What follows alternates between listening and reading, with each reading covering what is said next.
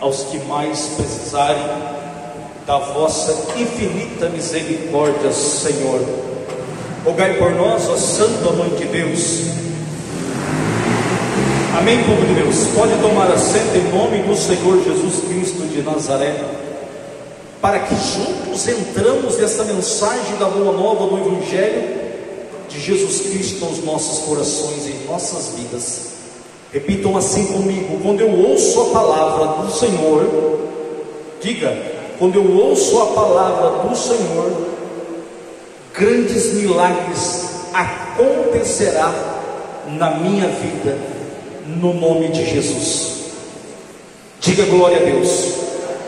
Por que, meus amados irmãos e irmãs? Porque a fé vem através do ouvir a mensagem.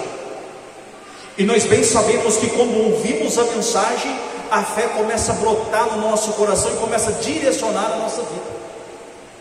Quando o Senhor toma a direção da nossa vida, então a nossa vida começa a tomar um rumo. E que rumo seria esse? O nosso coração, a nossa mente, os nossos sentimentos, a nossa estrutura carnal, desde os pés à cabeça, os ossos, a célula do corpo, precisa de nutriente, precisa de saúde para se manter de pé. Assim é o espírito, assim é a alma. Se a nossa alma não for preenchida por esta graça, por essa santificação, o corpo padece, o sentimento padece, a estrutura padece. Então o ser humano começa a passar por dificuldade física e dificuldades espirituais, e muitas vezes não sabe o que está acontecendo. E você sabe por que muitas vezes as pessoas não sabem o que está acontecendo? Porque tem medo de escutar o Evangelho genuíno assim como ele é. Você acredita que tem pessoas que não vêm no grupo de oração às terça-feira porque nós pregamos muito contra o pecado, aquilo que fere o coração de Deus, aquilo que machuca o sentimento do Senhor, aquilo que afasta a pureza do Evangelho do nosso coração, da nossa vida, mas prefere viver uma vida de iniquidade, uma vida de pecado, uma vida de contradição do Evangelho, ao escutar a verdadeira palavra genuína do Senhor, que é transmitida no nosso coração. Por que é genuína? Porque é do Senhor Jesus que é transmitido no nosso coração. Quem na face da terra não deseja viver uma vida e uma vida em abundância? Quem na face da terra não deseja viver em paz e em tranquilidade e em sossego, mesmo que nos tempos é guerra, mesmo que nos tempos são desespero? Pois entenda uma coisa: quanto mais o ser humano se afastar do caminho do Senhor, mais aflito o ser humano vai ficar sobre a face da terra. Repita assim comigo: eu preciso, diga, eu preciso estar diante do Senhor, para que a tua graça restaure o meu coração, restaure a minha vida. Porque no exílio longe do Senhor, entenda, eu fico exilado, longe da graça, longe do conhecimento, longe do céu, longe de uma vida e uma vida em plenitude. Então entenda, para os apóstolos, para o povo da época, às vezes machuca o coração a mensagem que é transmitida na nossa vida. Só que se machuca o coração é para curar o coração. Repita isso: se machuca o coração é para curar o coração. Aí as pessoas não entendem. Aí muitos dizem assim, muitos usam o púlpito, muitos usam o altar para ficar dando indireta em alguém. Não, a palavra de Deus ela não é indireta. A palavra de Deus é cura, restauração, salvação, vida em plenitude. Deus quer o melhor para mim. Vamos repetir isso?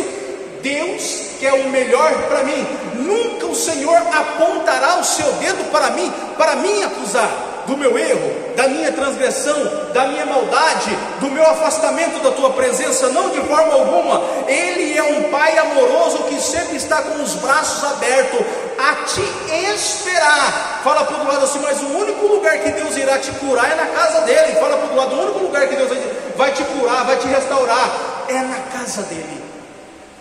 E como que eu vou ser curado em casa, na minha casa, no meu estabelecimento? Mas Vitor, eu faço a minha oração em casa. A tua conversa em casa com Deus é uma forma, no templo, na casa de Deus é outra forma. Fala assim: na casa de Deus você presta mais atenção. Fala para o outro lado: na casa de Deus você presta mais atenção, porque lá na tua casa qualquer barulho, qualquer ruído, o celular, a mensagem, o marido, o filho, o irmão, a irmã, vai tirar a sua atenção, você vai ficar bravo, você vai ficar nervoso. Na casa de Deus não tem como você ficar bravo. Às vezes você não concorda com o que Deus está te dizendo, mas Deus só fala o melhor para a minha vida. Vamos repetir?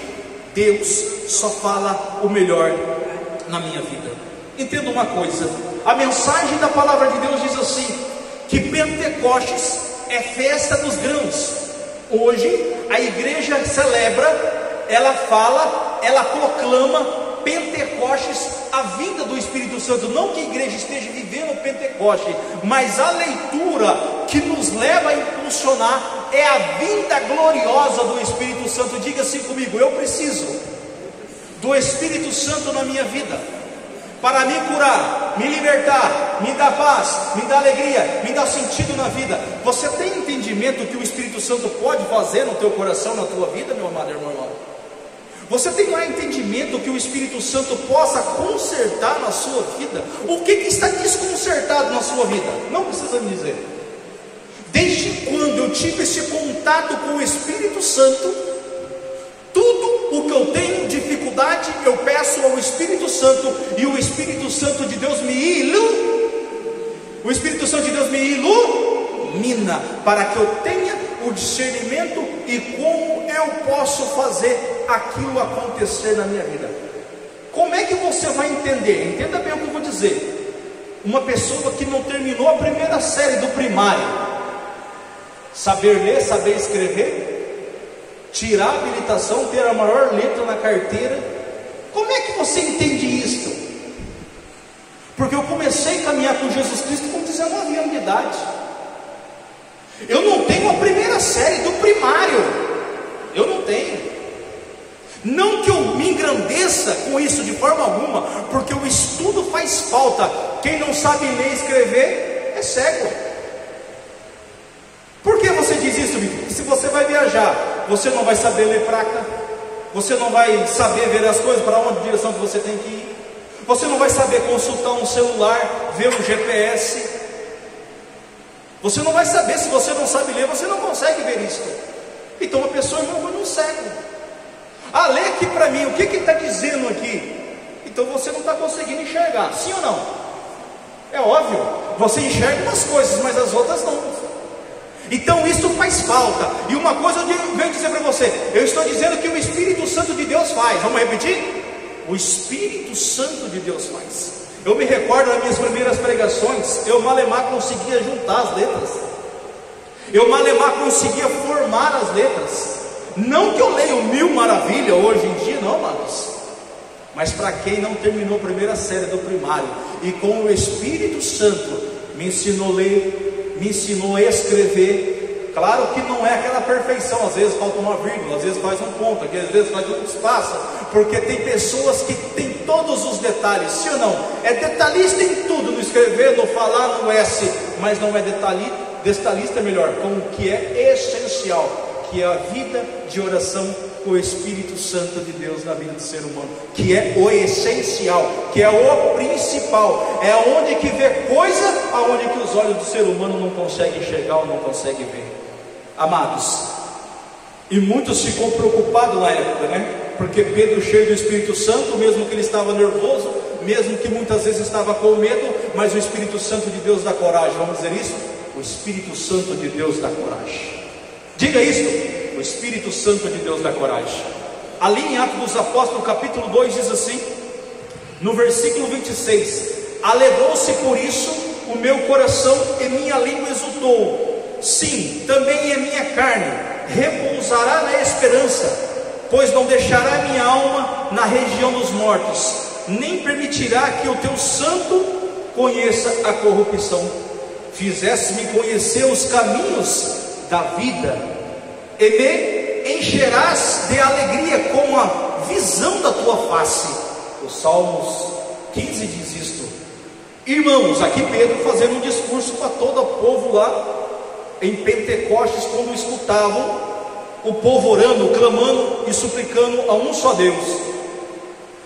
Seja permitido dizermos com franqueza, do patriarca Davi, no versículo 29 está dizendo isto: dizemos que morreu e foi sepultado, e o seu sepulcro está entre nós até o dia de hoje.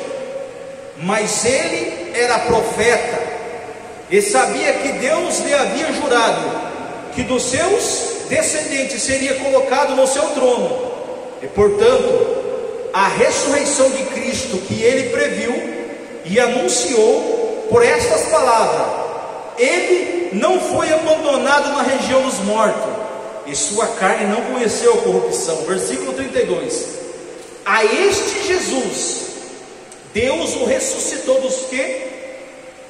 Ressuscitou do que todos nós somos testemunhas. Versos 33: exultando pela direita de Deus, havendo recebido do Pai o Espírito Santo prometido, derramou, como vós vedes e ouvis. Pois Davi pessoalmente não subiu aos céus, todavia, diz o Senhor, disse o meu Senhor: senta-te à minha direita, até que eu ponha os teus inimigos por escabelo dos teus pés. Que toda a casa de Israel saiba, portanto, com a maior certeza, de que este Jesus que vós crucificastes, Deus o constituiu Senhor e Cristo. Verso 37: ao ouvir essas coisas, ficaram compungidos no íntimo do coração, e indagaram de Pedro e dos demais apóstolos: o que devemos fazer? Irmãos, verso 38, Pedro respondeu: arrependei-vos, e cada um de vós seja batizados em nome de Jesus Cristo, para a remissão dos vossos pecados, e recebereis o dom do Espírito Santo. Para aí, olha aqui para mim quem está lendo. Aqui, o povo começou então a olhar, eles orar, cantar, falar em mesma língua diante do Senhor, e eles diziam assim: mas não é judeu, não é elemitas, esse povo está falando numa língua só. Então Pedro começou a dizer um grande discurso para toda a assembleia que ouvia. Da mesma forma que nós hoje estamos escutando a mensagem do Evangelho aqui, o povo escutou na época. Então muitos diziam assim: mas se não for dessa forma, eu não vou ganhar o céu, não vou para o céu, não vou ter uma vida plena. E o povo que mais almejava, mais queria, era ter uma vida plena, era ter uma vida em paz, era ter uma vida em sossego, em tranquilidade, era ter uma vida cheia de esperança, era ter uma vida focada em um objetivo maior, porque eles esperavam a vinda do Cristo Salvador glorioso. Mas a desesperança deles acabaram, eles ficaram tristes, eles ficaram sem esperança, quando viram Cristo na cruz sendo crucificado e morto. E o povo ficou todo lamentando, falou assim: mas o Salvador acabou de morrer, foi sepultado, e agora o que será de nós? E então, para quem tem fé em Cristo Jesus, ele morreu, mas também ele o que aconteceu? Ele morreu, mas ele para aqueles que têm fé. Muitos creem em Maomé, muitos creem em diversos profetas, muitos creem em Buda. Se você vai em Meca, você vai encontrar os ossos de Maomé sepultado. Se você vai lá onde que o Buda foi sepultado, você vai ver lá, aqui jaz Buda. Mas se você for lá em Israel, aonde que Jesus foi sepultado, lá vai ter uma placa dizendo assim: ele não está aqui, ele ressuscitou. Então glória a Deus em nome de Jesus aí, glória a Deus, aleluia. O nosso Deus vive, ele está entre nós. Por isso creio, o arrepender é ter uma vida de oração e uma vida de perdão e reconciliação com o próximo. Jesus nos perdoou para que nós podemos perdoar. Jesus nos deu a graça para nós sermos agraciados e para passar para o próximo aquilo que Jesus fez em nossa vida. E o que devemos fazer? Respondeu: arrependemos e vos seja batizado pelo Espírito Santo. O que nós acabamos de cantar aqui, a última música? Quem que se lembra? A última música que nós cantou? Fala bem alto. Batiza-me, Senhor, com o teu Espírito, pois minha alma, meu coração anseia pela graça de Deus, anseia pelo Espírito Santo de Deus. Vitor, o que o Espírito Santo de Deus faz? O Espírito Santo de Deus arranca o que é ruim e coloca o que é bom. Vitor, o que o Espírito Santo de Deus faz? O Espírito Santo de Deus ilumina a mente que está perturbada em trevas. Vitor, o que o Espírito Santo de Deus faz? O Espírito Santo de Deus me guia no caminho correto ao qual devo seguir. Vitor, o que o Espírito Santo de Deus faz? Arranca aquilo que está machucando dentro de nós, tira tudo aquilo que está ferindo dentro de nós, tira tudo aquilo que está incomodando dentro de nós, arranca, joga por terra e coloca a paz do Senhor, a esperança. Fala assim do lado: quem tem o Espírito Santo vive melhor. Diga isso do lado: quem tem o Espírito Santo vive melhor. Fala do lado assim: arrependei-vos e credes no Evangelho. Versículo 38 de Atos dos Apóstolos, capítulo 2. Pedro lhe respondeu: arrependei-vos e cada um de vós seja batizados em nome de Jesus Cristo para a remissão dos vossos pecados, e recebereis o dom do Espírito Santo. Todos nós, eu creio que foram batizados quando criança, ou se não quando um adolescente, ou se não quando tiver de idade, não importa a tua idade. Aqui Pedro está deixando bem claro no plural. Ali tinha milhares de pessoas. Vai me dizer que ali só tinha adulto? O que você acha? Tinha adulto ou tinha criança também? Esta pregação, a Bíblia diz que Pedro converteu 5.000 homens. A Bíblia diz: fora mulheres e crianças. A pregação era o arrependimento do pecado. Aí muitos lá fora dizem assim: mas criança não tem pecado. Fala para o outro lado: tem sim. Você sabia que criança tem pecado? Sabia? Quando alguém dizia assim: batizar criança para quê? Criança não tem pecado? Tem. O pecado de Adão e Eva está numa criança. Jesus disse que para ser nova criatura tem que ser Um exemplo que eu vou te dar aqui: um filme protestante, ou evangélico, né, que nem dizem. O Céu é de Verdade. Assista esse filme. Quem já assistiu esse filme? O Céu é de Verdade. Já assistiu? Ninguém mais assistiu? Este filme, ele é inspirado no protestantismo. O que é protestantismo? O evangélico. E lá eles falam com a maior certeza que a criança tem que ser batizada. Evangelho. E os próprios evangelhos dizem que não é para batizar a criança. Até então tem um pastor que faz uma pregação excelente de batismo de criança. Evangelho, protestante. Aí você vê outras igrejas dizendo que não se deve batizar a criança. Então por isso eu disse, tem mais de 30.000 igrejas protestantes, evangélicas. Cada um prega um Jesus diferente. A única igreja que prega o único Senhor, o único Salvador, o único batismo, o único arrependimento é a igreja católica, não tem outra. A igreja católica é una no mundo inteiro. Então entenda, assista esse filme. Como é que é o nome? Céu é de Verdade. Por que você diz isso, Vitor? Lá tem um episódio. São um marido e uma mulher. São um filho. Um filho. Esse filho, ele tem um problema lá. Ele vai para UTI. Então ele dá uma parada cardíaca nele. Ele morre. Ele fica no tal do coma induzido. É isso, né? Esse coma induzido, então, ele passeia por um hospital. Ele vê o pai dele chorando, brigando com Deus. Ele vê a mãe dele gritando. Ele vê todo mundo falando, fazendo alguma coisa. E nisso, então, ele entra no céu. Ele entra no céu. Então Jesus recebe ele, Jesus conversa com ele, tudo mais. E do nada vem uma menininha. Ela é mais velha do que ele, um pouco mais velha do que ele. Ela corre, abraça ele, diz para ele que amava muito ele e que era irmã dele. A menininha disse para ele que era irmã dele. E então, quando o menino voltou em si, né, convertendo e tal, e numa das partes do filme, o moleque diz assim: "Ô mãe, você teve outro filho, né?" "Assim, claro, tive você, né?" Falou: "Não, outro filho morto no teu ventre, na tua barriga." "Como assim? E como é que você sabe disso?" "Não, porque ela veio até mim no céu e disse que era minha irmã." E ela olhou para ele assim: "Como é que era o nome dela?" Perguntou para o filho, né? "Ela não me disse." "Por que ela não disse o nome para ele?" Para você receber o nome, você tem que ser o quê? Batizado. Se você não for batizado, você não tem como receber o nome. Ele disse assim: "Não, você não deu o nome para ela."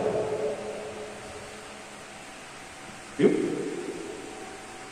Mesmo aborto, você que sofreu um aborto, que ficou gerando ali por uma semana, sei lá, 2 semanas, e sofreu um aborto, é uma vida, tem que ser batizado. O sentimento de batismo, vai com o padre, conversa com o padre e fala assim: "Padre, eu quero dar um nome para essa criança que foi abortada e quero que tenha o batismo, tem a igreja dar um nome." O desejo do batismo, a pessoa batizada pelo desejo, ela foi batizada e recebeu o nome. Então é preciso batizar as crianças.